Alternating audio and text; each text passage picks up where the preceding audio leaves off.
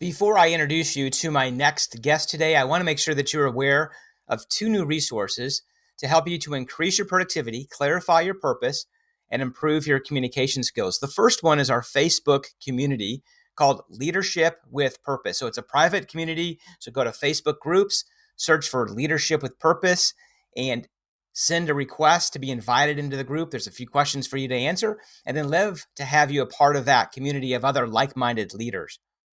Our team is really excited about launching the Next Level Coaching Roadmap. It's a group coaching format, so highly recommend that you check that out and to get your questions answered. If you're a leader that's experiencing any of the following, this is definitely a group format that's going to help you break through to your next level within leadership and your career. So if you have any fear about moving to the next level in your leadership career, this is a group that you'll want to connect with.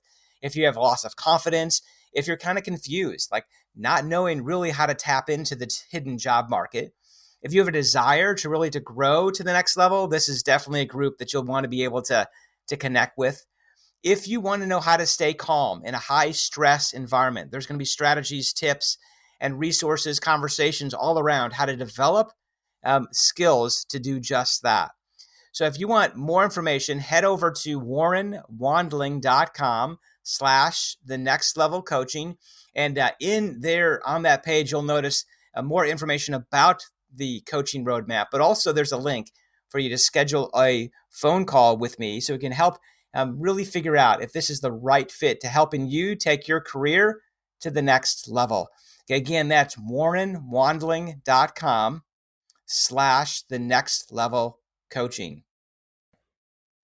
Well, welcome back to another episode of How to Become an Obstacle Buster. I'm your host, Warren Wandling, the show that's dedicated helping leaders and entrepreneurs to overcome their obstacles, build resilience, and to achieve success. And I have a phenomenal guest to do that with us today, Herb Flight Time Lang. Welcome to the show. Thank you so much, Warren, for having me today. It's been, like you said, it's been a couple of months since we've been looking forward to this, so I'm glad we have a chance to do this now. Yeah, it has been really looking forward to this conversation as well. And it has been several months, but at least we made it happen. So I'm excited that you're here today. So as a former Harlem Globetrotter, international best-selling author, philanthropist, motivational speaker, keynote speaker, TV producer, TEDx Williamton, 2022 speaker, Kindness is Free. Tell us about your business.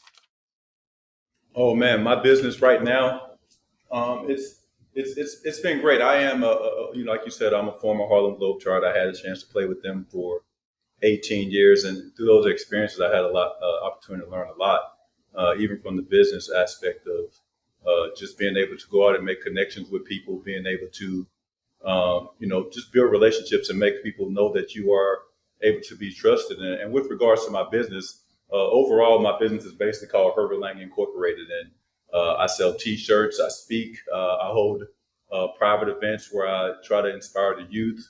As you mentioned, I just recently did my first TEDx talk, which felt great, and now I'm excited, looking forward to do as many more as I can, because I know that's a tremendous platform to spread the message. But as far as business right now, I am a ground roots business. I am a person who was raised early on in life around not so many opportunities, but as I got a little bit older in life, I started to kind of navigate or kind of just end up around people who were business people within my small town. My high school girlfriend, her mother was the funeral home person in our town, one of those small towns where you have one or two funeral home directors. So I had a chance to see what that business was like. And then later on, my mom will go on to marry Wesley Harvey, who is still a fish farmer in Arkansas.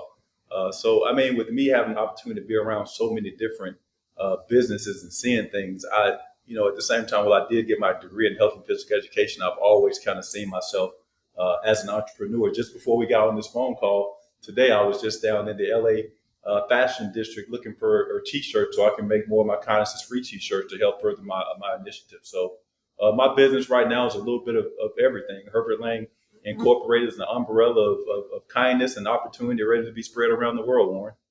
Yeah, that's phenomenal. I think one of your messages, I believe, is kindness is free. Is that the message like within your keynote? Is that you're Yeah. sharing? So within the TEDx talk and my message has always been throughout my life, kindness and patience.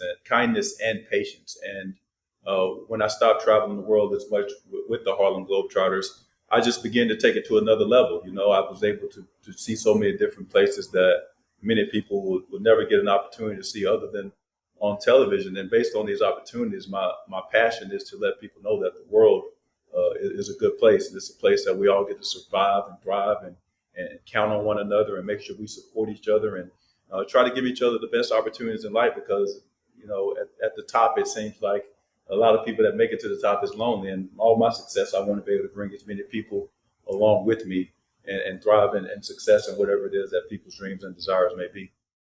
Yeah, that's a great message. I think in reference to the experiences that you've had the opportunity to traveling the world and being able then to share that with others to maybe possibly open up maybe some of our listeners that have been contemplating to be able to maybe step outside their comfort zone or try something new and different. So I guess you give hope to those that they can do it as well. It's all about the follow through. I talk about kindness, but I also speak about uh, one of the things I talk about with the young people is keys, and it's an acronym. It's keeping excitement for your success. I mean, each letter represents something that I for sure use and things that other people can use within the acronym that they can use every day to be successful. And that first K stands for keeping, to maintain possession of something, like whatever that goal is that you may have been thinking of when you were younger that you may have forgotten about. Go back and look at it again because it's not too late. We get into a certain uh, path in life to where we think, okay, at this age, I'm supposed to be doing this. I'm supposed to be working 9 to 5, but that's not necessarily the truth. What was your dream? Have you given up on it or have you forgotten about it? And then the E is all about being excited, excitement, having something to look forward to. A lot of us are working jobs and doing things that we don't look forward to. So we've lost that dream that we had in the in the keeping. We've let go of it. And then you're responsible for your goals and your success, and you get to hold on to them. You are your brother's keeper. You are the person that opens up doors for yourself as well as your family members. And then success, KEYS. When I talk about success, it's never been about the amount of money that I will make or could have made or may have made in the past. It's about all the lives that I get to touch along the way. I've traveled to almost 100 countries around the world. And as I talk about in my TED Talk, Wilmington, out of all those people that I've met and the countries I've been to them several times, Warren. And what I found is that most of the people, they just want to be happy. They just want, joy. They don't want to be living, stress or day to day or paycheck to paycheck. And a lot of them just don't have the weight. They don't have the knowledge. And, it's up to people like you and like myself who have platforms to continue to educate people and let them know that there's a better way. They just have to make sure that their minds and their will are stronger than the things that are holding them back. Yeah, that is a great message.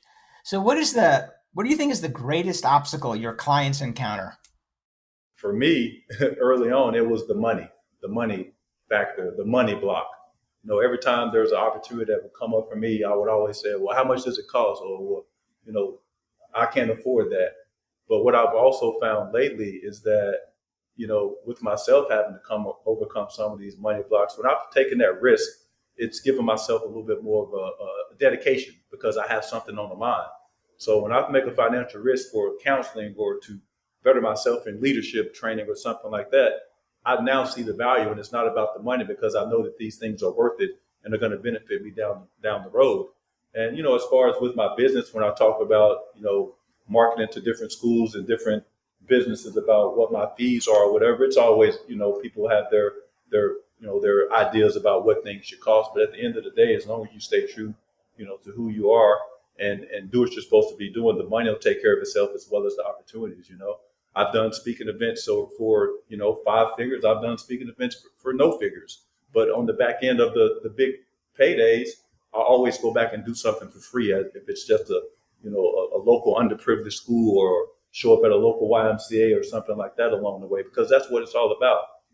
It's important that I be able to make a living doing what my passion is, but it's also important that I be able to give back and let other people know that they can make a living doing the same thing. And also, the importance of kindness and the importance of doing your own research and figuring out what life style that you want to live, and not necessarily the ones that your parents may have painted this lovely picture for. We all get to create and live our own lives the way that we see fit, as long as it's in the goodness of kindness and making the world a better place.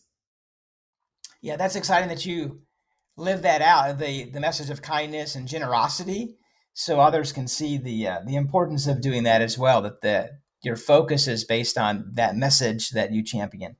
And another thing I want to just follow back on, you talk about my business. My business is it's a sports brand overall. It's one of it is Swag Ball, and under Swag Ball, it's kind of a sports brand, but at the same time with the idea that everybody wants to have swag these days, and everybody loves a good sport, no matter what ball it is, basketball, football, anything like that. But for me during COVID, what I did was I took time and trademarked my brand. And that's something that I learned from the Globetrotters. The Harlem Globetrotters were founded over 100 years ago, and they trademarked Harlem Globetrotters.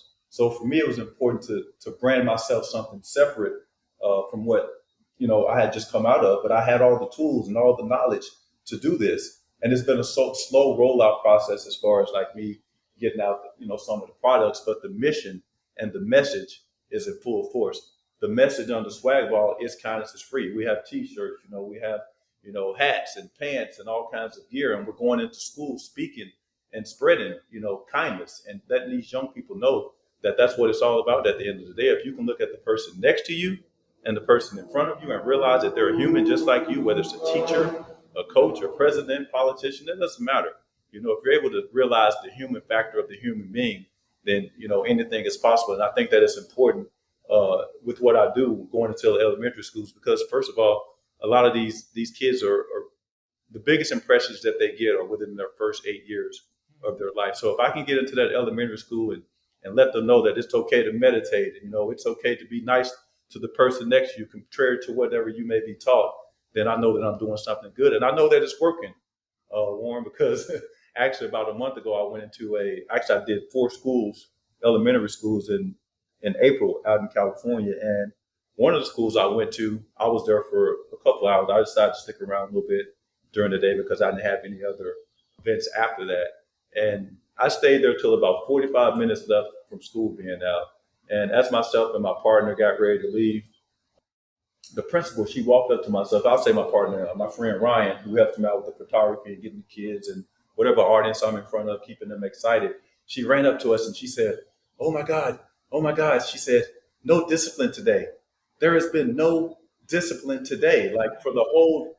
And, if that's not something that's worth that school, and that if that's not something that proves my worth as far as a business, my speaking and what I bring, to a group of people or audience, whether it's a group of elementary schools or kids, then I don't know what is. And so that's the type of thing that motivates me and inspires me. And I just remember when she told me that as I was walking to my vehicle, myself and my friend, I just remember getting goosebumps on my arm, because I just imagine that she probably hasn't had a day or many days to where she could say there was no discipline at our whole elementary school today. She has not had to deal with one kid since I gave my presentation on keys and the importance of kindness being free. Wow, now that's what I call an ROI, right? That's a win. That's a return on investment right there. That's an ROI for not only for them but for me. Right. That gives me, lets me know, hey, what you're doing is making a difference and it matters. So keep on doing what you're doing. Stay true to who you are, and that's the same thing with business. You have a lot of people who go and one day they're in this business, the next day they're in that business. One day they're following this model, the next day they're on this model. You have to be consistent as to who you are. Otherwise, people aren't going to take you serious, because people pay attention now, especially with the age of social media. Warren, you have so many different social media outfits or outlets. And some of the people you follow are like, oh, last week they were this and now they're on that. And oh, well, they must be in this kind of mood today, because you understand what I'm saying? Like, you have to be consistent in how you show up. And people, as far as people are people and people are business owners. So it's just like people are watching you, businesses are watching you operate as well. So you need to take this social media in the way that you show up as a business, because there's business owners on there that are posting and looking at you the same way. And I think that's something that people fail to realize. So, what was a key strategy that contributed to you building your business? So that could be joining the Harlem Globetrotters, and then the knowledge that you gained there, as well as transitioning to your current brand. What was a key strategy? The key strategy for me, Warren, was maximizing my connections. Having traveled to almost 90 different countries around the world and having traveled to every state of the United States, the main thing that the most important thing happened along the way was the way that I treated people and the connections. Because in the beginning, a lot of the schools that I visited were people who I had met along the way. Uh, high school classmates, college friends, people that I met on Globetrotter tours, and these people already know me. So the relationship that I built with them over the course of, 10, 15 years, it's easy transition for them to say, hey, we know you. Come in and speak to our business. Come in and speak to our youth.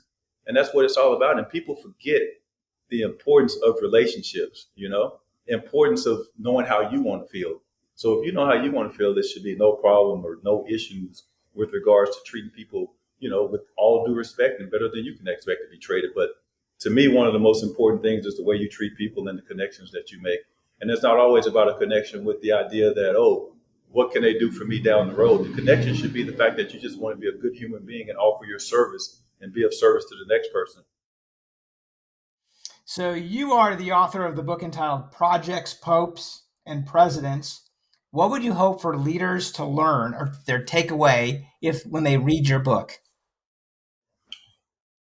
Well, for readers and anybody listening that will have an opportunity to pick up my book, Projects, Popes, and Presidents, I would hope that they would realize that you have to remember where you started from, and you have to remember what it was like to be in not so comfortable positions if you were ever in them. Some of us were born with a silver spoon in our mouth and never had to really struggle. But I also think that those people also have the ability to visualize themselves in not so fortunate situations. And from reading my book, I talk about some tough times, and I also realize that some of the tough times that I've been able to experience in my life have actually taught me the biggest lessons. Some of the people who I may view as having treated me the worst are some of the people who have taught me the biggest things, because I needed these things to happen in order for me to recognize them when they happen. So it's just a round robin circle. Everything circles back around, and if you treat people good and you do things with integrity, and with grace, and not with the expectations, not expecting anything in return, then things will happen. Things will happen naturally, and they'll happen, ironically, so to speak. And I even like to say magically. Yeah, and as you mentioned in your book, you're definitely no stranger to obstacles, certainly starting at a young age. What strategy kind of helped you overcome your obstacles? Well, I say early on, it was a connection with community. It was connection with, I'm not a holy roller or anything like that. I kind of believe in a little bit of everything. I respect people for what they believe in and what they need from day to day. But it was definitely my grandmother taking me from, churches and revivals and tents and just being in front of people, having basketball coaches and other teachers to just take me under their wings and believe in me. And that's what it takes. I mean, it starts right there in the local communities. And if we continue to believe in people and not give up on people the way that people didn't give up on myself, then that's the start, and that's a big reason why I'm able to to author a book. I never dreamed that I'd be able to write a book. I'm just a poor little boy from Arkansas, but I also got able to get rid of that mindset. I'm not just a little boy from Arkansas. I'm a human being just like the next person. I'm able to achieve amazing things, just like any other person that you see on TV, or president, or a pope, or anybody. And that's truly what I believe. And I know that my purpose is to make a difference in this world through kindness and just giving people a feel that they're not used to feeling. And that's what I'm doing through my business and through my motivational speaking, Warren. Yeah, that's awesome. You've mentioned kind of a key word a couple of times around mindset, which is a really critical factor for everyone, leaders included, in reference to really developing that champion mindset. Are there techniques that you use or have learned over the years to really strengthen your mindset? Absolutely. And I'm glad you asked that question. That's a great question, because for me, and I had this actual conversation with one of my former teammates just the other day. I wish that I'd known some of the strategies as far as like meditating, the importance of reading, the importance of walking, the importance of following up, on different projects or ideas. Uh, and as a result of that, over the last 5 years since I stopped, globe trotting, so to speak, I've taken up a whole different routine, but it's helped me. I start my morning off uh, with meditation first. 5 to 10 minutes of meditation, something that I never did even 4 years ago, but it's a part of my routine. It helps me set my day. I get to create the day as far as what business people that I want to be in contact with, what people I may not want to be in contact, but I get to do that. And at that point, when I finish my meditation, I send positive messages out to all the people that I can think of that are close to me or if they come to my mind. Hundreds of 75 to 100 text messages. And as a result of that, I get so much positive stuff back, you know. And after that, I'm ready to work out. I'm work out an hour, maybe walk 45 minutes, but just get out there in nature, listen to some positive motivational speakers or anything that's going to give me music, that's going to get me in the right mindset. And from there, once I complete my workout, I'm ready to do business with anybody during the day. And there is nothing that can put me in a bad mood because I'm focused, I'm locked in, and I've done everything that I needed to do, create the day that I wanted. And if I'm locked in like that and I'm creating the best day I've already created through my meditation, it's going to be easy for me to let the other stuff brush off of my shoulders because that's not the day that I created. If that was a person that's trying to, create something otherwise, if that makes sense to you. Yeah, yeah. Thank you so much for sharing those insights. That's great for our listeners to be able to lead, try it. It's an I experiment, right? Just yeah, experiment to see what works. But I didn't um, even know I could do meditate. At first, I started for 5 days, then it was 10 days, and then I'm like, man, this is great. And now it's been a couple years where I have to. I don't have to, but I know if I'm a little bit off, I didn't meditate this morning. Oh, I didn't take my walk. I didn't reach out to my family. Just things like that. And once I go ahead and do those things, like, okay, now I can start my day. I can just feel a whole, different level of relief that comes off of my shoulders because I've already gotten it done in the morning. exactly. And self-awareness, I always like to say self-awareness is the cornerstone to effectiveness. As leaders become more self-aware, they become more effective. So even just having you share that idea of the process of what that looks like of creating your morning so you can set the day correctly, that's just being self-aware of how your day is going. And I also want to encourage the listeners that also just being a positive impact on other people's lives. Use this social media thing that we have in your business to impact change. Like for me, I post my walks in the morning, usually with a positive message, or I'm putting something positive out, or people may see me working out. And as a result of that, even this year, Warren, I promise you, probably 10 to 15 of my friends and family members have changed their lifestyle. Like they're like sending me messages. I'm working out because of you. I've lost X number of pounds because of you. I rode 5 miles on my bicycle today because of you. And this week I'm doing 10. And then they're sending me like screenshots of, the distance that they've been able to walk just through what's being put out there. So I just want to encourage people. People are watching what you're putting out there, even if they're not commenting, they're viewing and, they're keeping it moving. And there's opportunities that come when you're consistent to who you are. Right. I think you are quoted in saying there is always beauty in life's struggles. Can you expand upon that? Yeah, yeah. When it kind of goes back to kind of what I've said. I mean, for me, in 2017, in May 23rd, 24th, I think it was 24th, I got the phone call that my 18-year Globetrotter career was over with, and immediately I went into sadness. Went into a little bit of depression for 24 hours or so. But when the sun came up after a couple of days, I realized the beauty of the fact that I had been able to travel to almost 90 countries around the world. I've been able to be on television shows like The Amazing Race, The Bachelorette, Hell's Kitchen, Cupcake Wars, like shows that I, watched as an adult and opportunities I never thought that I would possess. And I realized, man, I feel sad that it's over with, but what an amazing opportunity that I had. And look at all the amazing things I learned along the way. And so now I get to thank all these people who created this for me. And now I get to apply what the universe has given me, which is all the places I've been, the people I've met. I get to apply all these things to my new life and make the world a better place, the world that was shown to me and the friends I made along the way. Yeah, that's exciting. I believe that success leaves clues, and one of those clues are the books that successful people read. What are some of your top books that you recommend? Oh, for me, coming up, you can't miss me. I've read, Men Are from Mars, Women from Venus from Steve Harvey. I've read Of course, I've read, Projects, Popes, and Presidents, Rich Dad, Poor Dad, Robert Kiyosaki, just books like that. I mean, even mindset books, daily devotionals, all kinds of things just to get.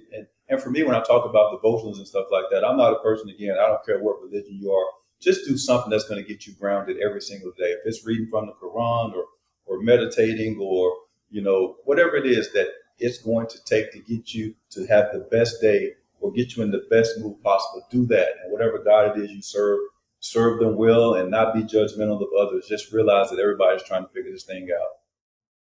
So awesome. Yeah, you mentioned some great books like Rich Dad, Poor Dad. That's a phenomenal book for leaders if they haven't read that book to be able to pick it up. I always think it's Yes, good to have a list to continue to adding to that list to continue reading and those listeners that they feel like they don't have time to be able to read. Audible is a great tool to be able to listen to books like when you're working out, so you can be able to fit that in.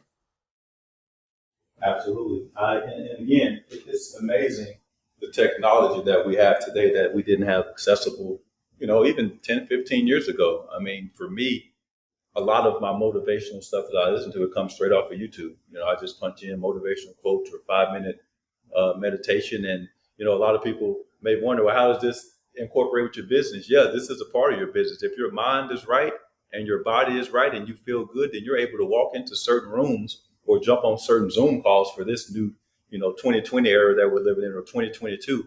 And you look good and you feel good and you're more confident. And people see that. People see how you show up. And if you show up like a professional that's put together, then they're going to take you a little bit more serious. And it's not necessarily always about that, but it definitely helps. Yeah, exactly. So what does the future hold for you? Any special projects that you're working on? Yeah, the future holds bright things for me. I'm actually working on a documentary. I can't really say a whole lot about it right now, but I can tell you about the fact that I'm working on a movie. I'm in the middle of filming a movie called Sweetwater. And Sweetwater was the first African American player to sign an NBA contract.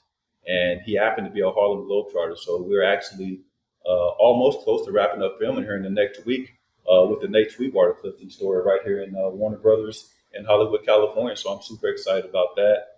Definitely hope to get, have an opportunity to do some more TED Talks. I want to do some producing, and I get to put stuff out there that's good for the world because I've seen the world. And just that basketball clinics I have going on. There'll be more school speaking engagements, universities. I had a chance to speak at the University of Arkansas just last month. Again, the TED Talk. But I'm just excited that things are opening back up. Being a Globetrotter, I was always in person at events, and the COVID, kind of set me back in a sense of during that. But at the same time, it gave me so much time to prepare for everything that I've been able to deliver over the past couple of months. And as I said in my TED Talk, I'm just warming up. And if anybody wants to, I'm just warming up. If anybody wants to reach me, they can follow me on social media at the Trotter Tour, DA Trotter 4. That's at DA Trotter 4 on Twitter and Instagram. I'm on TikTok, LinkedIn. You can't miss me. I'm about to jump on some more social media sites. I heard I'm not on enough of them, so I get to do that as well, Warren. I know that our listeners would love to connect other than those social media channels that you just mentioned. What are some of the best ways for the listeners to be able to reach out and connect? Yeah, they can go to herblang.com. I have a YouTube page as well. You can just type in Google Herb Fight Time Lang, and also maybe even just hashtag kindness is free. That's kind of my motto. And if you hashtag kindness is free and you start to search, I'm sure you'll find Herb Fight Time Lang somewhere in there. Perfect. I'll make sure those links are in the show notes. I appreciate it, Warren. Yeah, well, thank you for sharing your strategies, tips, and resources, helping our listeners to break through their obstacles so they can achieve success. Thank you so much for your time, Warren. I appreciate this. I know it was a long time coming, and I've been looking forward to it. And I appreciate you actually letting me use your platform to, spread kindness. So, as I always say, kindness is free. Spread it with abundance, knowing that you'll always get it back. And if you don't get it back, just keep on getting it until it comes back to you. Kindness is free, so let's spread the word. Awesome. Thank you so much. Well, until next time, this is your host, Warren Wandling, saying, be an obstacle buster